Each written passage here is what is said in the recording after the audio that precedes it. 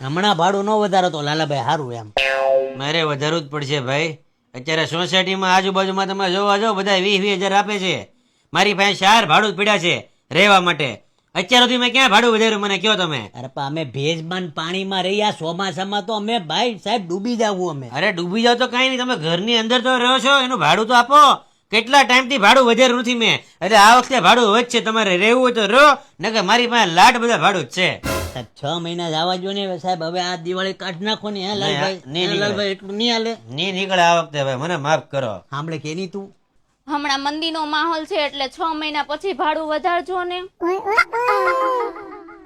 એમ રાખીએ તમે કયો એમ, બીજું તો હું. હવે વરસાદ બહુ છે, દી છતાં નીકળી જાવ નકર તાપીમાં તણાઈ જાઓ. છત્રી આપ્યા ને હાલો. અરે પણ હજી હમણાં હું અહીંયા આવ્યો છું ને એટલું લાંબેથી, તો મને બધું ચેક કરી લેવા જાવ, પછી તમે પાછો મને ફોન કરજો તો મારે ધક્કો થાય.